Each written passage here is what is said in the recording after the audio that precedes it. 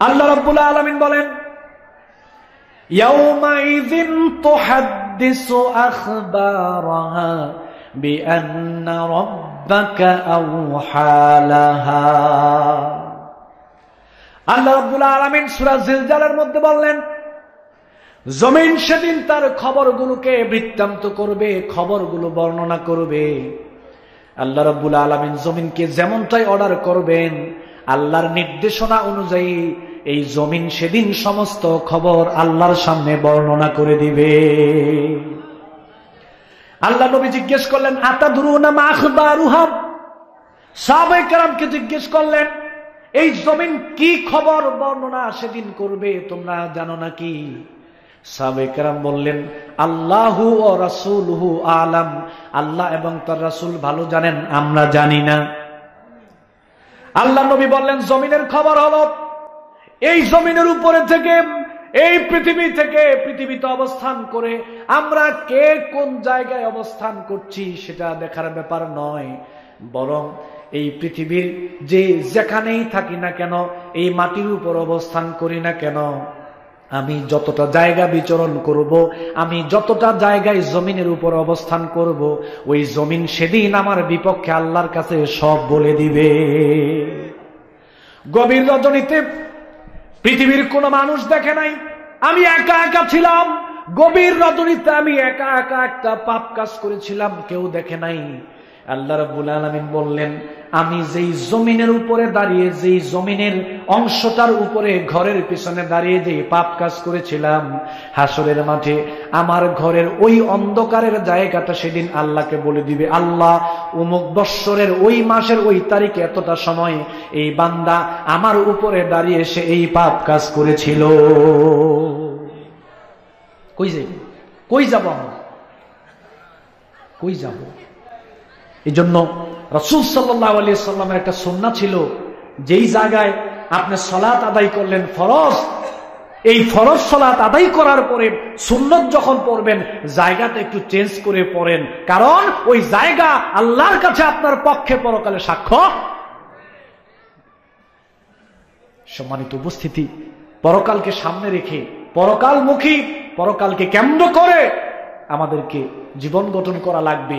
এই দুনিয়াকে প্রাধান্য না দিয়ে পরকালকে প্রাধান্য দিয়ে পরকালের সফলতা অর্জন করার নিমিত্তে আমাদেরকে জীবন গঠন করতে হবে।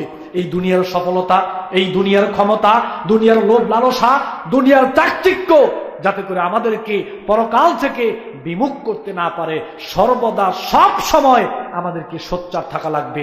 যদি এই দুনিয়াতে জীবন গঠন করি পরকালকে কেন্দ্র করে, তাহলে দুনিয়াটা আল্লাহ বোনাস হিসেবে এমনি আমাদেরকে দিয়ে দিবেন। কেন দিয়ে দিবেন? রব্বানা আতিনা ফিদ দুনিয়া হাসানাতাও ওয়া ফিল আখিরাতি হাসানা ওয়া কিনা আযাবান নার। দুনিয়াও লাগবে, পরকালও লাগবে, তবে দুনিয়া পাইতে গেলে যদি পরকাল নষ্ট হয়ে যায়, তাহলে দুনিয়া বাতিল, পরকাল ধরতে হবে। আর পরকালকে আমি আর আপনি যদি সুন্দর করতে চাই, আল্লাহ রাব্বুল আলামিন আমার দুনিয়াটা অটোমেটিক সুন্দর করে দিবেন। সুবহানাল্লাহ, সুন্দর হয়ে যাবে। যেমন দেখেন, এক ভদ্রলোক একটা বিল্ডিং করল, বিল্ডিং এর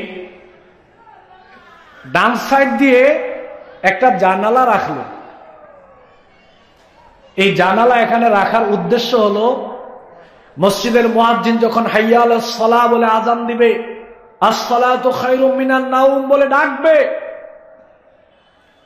এই জানালা সে এখান দিয়ে রাখলো। প্রথম ব্যক্তি রাখার উদ্দেশ্য হলো, এই জানালা দিয়ে ঘরের ভিতরে বাতাস ঢুকবে, প্রবেশ করবে, আর বিদ্যুৎ না থাকলেও সে বিছনার মধ্যে আরামে ঘুমাবে। ওই বাতাস ঘরটাকে সুন্দর স্নায়ু স্নিগ্ধ পরিবেশ করে রাখবে।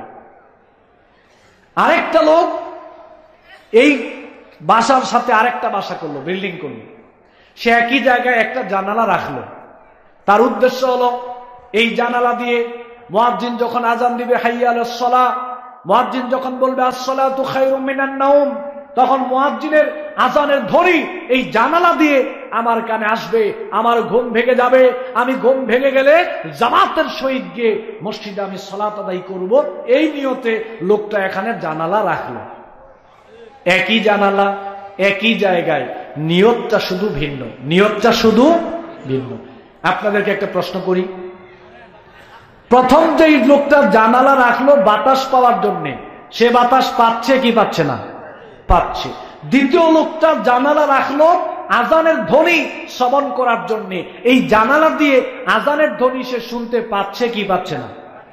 আজানের ধ্বনি তো শুনতে পাচ্ছে, পাচ্ছেই, পাশাপাশি এই জানালা দিয়ে লোকটা বাতাস পাচ্ছে কি পাচ্ছে না? বাতাসটা হচ্ছে বোনাস। বাতাসটা কি? জানালা রাখলো, টার্গেট ছিল আজানের ধ্বনি, আজানের ধ্বনি তো পাচ্ছেই, বোনাস হিসেবে আল্লাহ তাকে বাতাসটাও দিয়ে দিচ্ছে। সুবহানাল্লাহ। আমার আপনার টার্গেট যদি পরকাল হয়, তাহলে পরকাল তো ঠিক থাকবেই, পাশাপাশি আল্লাহ দুনিয়ার শান্তি আমাকে বোনাস দিয়ে দিবেন। সুবহানাল্লাহ। দুনিয়াটা বোনাস দিয়ে দিবেন আল্লাহ। সম্মানিত উপস্থিতি, আমাদের সবার একটু চিন্তা করা উচিত। পৃথিবীর শেষ লগ্নে চলে আসছে, কিয়ামত সন্নিকটে। আজকের যুগে মানুষ, আমার উস্তাদ কিয়ামত নিয়ে অনেক কথাবার্তা আলোচনা করেন। আলোচনার পাশাপাশি কিয়ামত নিয়ে যখন উনি কোরআন সুন্নাহ ভিত্তিক কথা বললেন, অনেকেই এটাকে ওইভাবে মানতে পারছে না। যাই হোক, মানা না মানা মানুষের ব্যাপার, কিন্তু কিয়ামত সম্পর্কে আমাদের সবার কম বেশি গবেষণা থাকা উচিত। আলেম সমাজের কিয়ামত সম্পর্কে কম বেশি গবেষণা থাকা উচিত এবং জাতিকে এই কিয়ামতের সম্পর্কে সচেতন করা উচিত। কিয়ামত কবে হবে না হবে এটা আল্লাহ ছাড়া কেউ জানে না। তবে আমরা কি মনে করি, কিয়ামত আরো লক্ষ লক্ষ লক্ষ বৎসর পরে কিয়ামত হবে। আমাদের মানসিকতাটা এরকম, মানে কিয়ামত কবে হবে এটার আলোচনা করে লাভ নাই। কিয়ামত আরো অনেক দূরে। কে বলেছে আপনাকে অনেক দূরে? আমি কিয়ামতকে যত বেশি পিছনে চিন্তা করব, দুনিয়ার প্রতি লোভ লালসা তত বাড়বে। মানুষ দুনিয়ামুখী তত হবে। আর যখনই মনে করবে না কিয়ামত, আরে কিয়ামত তো আমার কিয়ামত শুরু, আমি মারা গেলেই তো কিয়ামত শুরু, এটাই তো কিয়ামত, ঠিক না? আল্লাহ নবী যখন পৃথিবীতে আগমন করলেন, তখনই আল্লাহ নবী বলেছেন আমি হচ্ছে কিয়ামতের বড় আলামত। নবীর আগমন মানে কিয়ামত শুরু, মানে যে কোনো সময় পৃথিবী। নবীর আলামতটাই কিয়ামতের, নবীর আগমনটাই কিয়ামতের একটা বড় লক্ষণ। কারণ নবী কি নবী? শেষ নবী। নবী কি নবী? মানে পৃথিবীর শেষ নবী হলো নবী, তার মানে পৃথিবীর শেষ প্রান্তে চলে যাচ্ছে। অতএব এই দুনিয়াকে মজবুত করে ধরে লাভ নাই।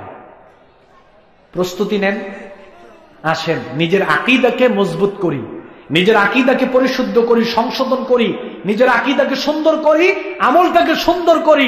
আমলকে বেশি বেশি আমল করার মাধ্যমে সাহসিকতার সহিত আমাদেরকে জীবন গঠন করার চেষ্টা করতে হবে।